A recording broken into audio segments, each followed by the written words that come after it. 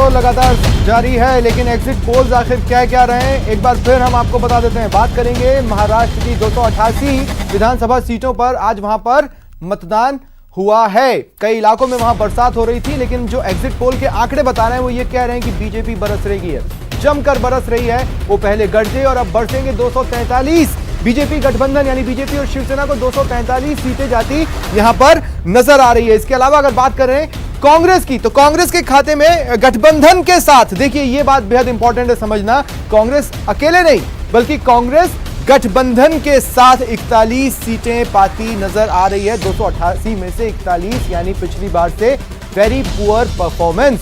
AIMIM वहां पर अपनी उपस्थिति एक सीट पर दर्ज कराती नजर आ रही है, ये एग्जिट पोल्स कह रहे हैं। क्या यही आंकड़े एग्जैक्ट पोल्स में तब्दील होंगे, यही बड़ा सवाल है। लेकिन पिछले काफी समय से हम ये साबित करते रहे कि एग्जिट पोल्स किस तरह से किए जाते हैं और एग्जिट पोल्स के आंकड़े एग्जैक्ट पोल्स में कन्वर्ट हो सकते हैं। MNS मनसे, उसके खाते में एक भी सीट जाती नजर नहीं आ रही है। तो क्या राज ठाकरे, जो कि वहां पर तीसरा चौथा धड़ा बनने की कोशिशों में लगातार जुटे हुए हैं, उनकी लोकप्रियता कम हो रही है। VBA के खाते में 0 सीटें, 0, उनके खाते में कुछ नहीं जा रहा है। अदर्स अपनी उपस्थिति दर्ज करा रहे हैं। 3 ऐसे चेहरे हैं जो किसी राजनीतिक दल के बैकग्राउंड से नहीं आते हैं, वो जीत हासिल करते नजर आ रहे हैं 288 सीटों में से। अब बात कर लेते हैं हरियाणा की।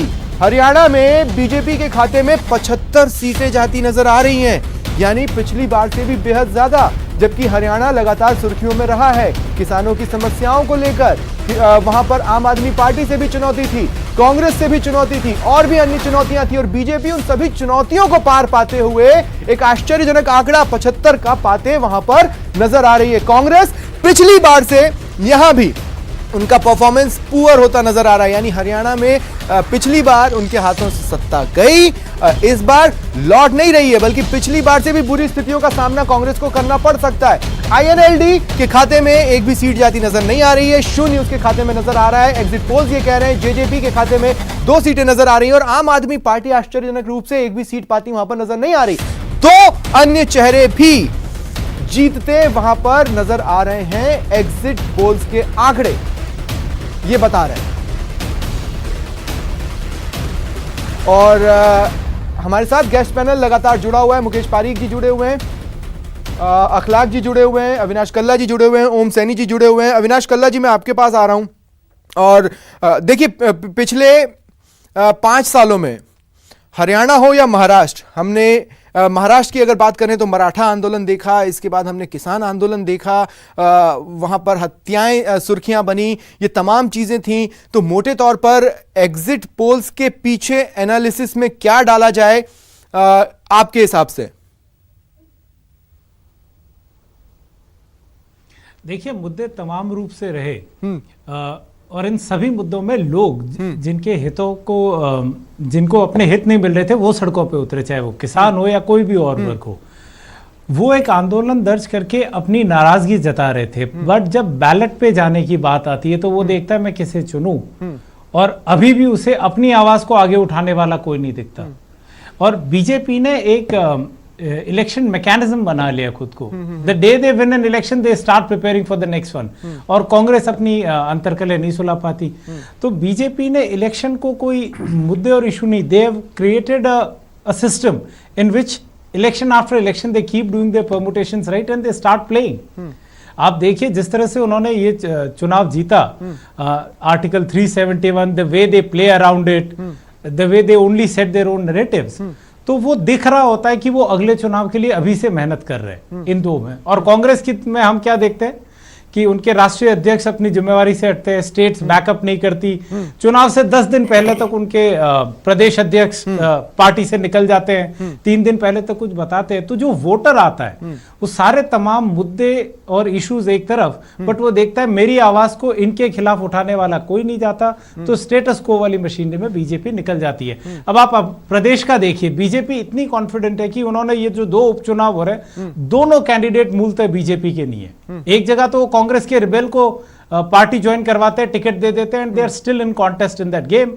और सारी सीटें और जीतने के बावजूद अपने एक सहयोगी दल के लिए जहां उन्होंने 24 सीटें जीती वहां वो 25 भी जीत सकते क्योंकि थे। देखिए but long term plan. Avinash Kalla ji इतने हल्के में मैं फिर कहूं कि यहां पर बात नंबर गेम की तो है ही नहीं, लेकिन बात तो यहां पर मोरल की है। बीजेपी के मोरल को अगर प्रेडिक्ट करना है, राजस्थान की अगर आप जिन 2 सीटों की बात कर रहे हैं, एक तो आपने अपने गठबंधन में दे दी और दूसरी सीट, लेकिन उसके पीछे मेहनत लगाने वाले धड़े को अगर आप देखेंगे तो इसका मैसेज बहुत बड़ा है। अगर वो जीतते हैं तो सेंटर की तरफ से मैसेज क्लियर है, यहां पर नेतृत्व परिवर्तन को लेकर स्पष्ट तौर पर एक नए युग में हम जाएंगे, एक पोस्ट वसुंधरा एरा में जाएंगे। और अगर वो हारते हैं तो फिर इंटरेस्टिंग स्थिति बनेगी। फिर भी इंटरेस्टिंग स्थिति नहीं बनेगी। आप देखिए दोनों कैंडिडेट जो हारेंगे वो उनके खुद के मूल कैंडिडेट्स नहीं होंगे।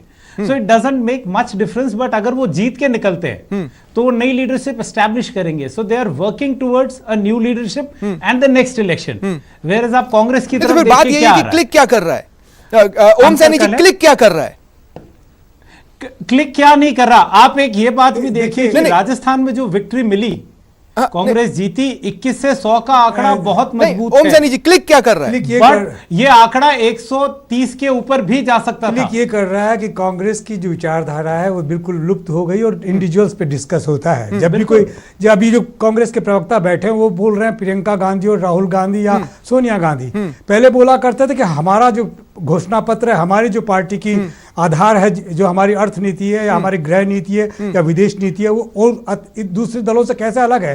अब ये बताने वाला ही कोई नहीं है, कोई बताना ही नहीं चाहता, उस पर चर्चा ही नहीं करते। और भारतीय जनता पार्टी भी उसी तरीके से, मुझे यूँ लगता है कि जो कुछ मोदी जी ने या अमित शाह ने गढ़ा है उसी को दोहराने के सदस्य रह गए लोग इनके अंदर। जो पहले इनका एक कलेक्टिव लीडरशिप हुआ करता था अटल जी के जमाने में या उसके बाद में, जो इनका एक डेमोक्रेटिक ऑर्गेनाइजेशन होता था, वो अब डेमोक्रेटिक ऑर्गेनाइजेशन नहीं है। अभी जो कुछ लाभ मिल रहा है निश्चित रूप से लोग असमंजस की स्थिति में हैं, लोगों को विकल्प नजर नहीं आता।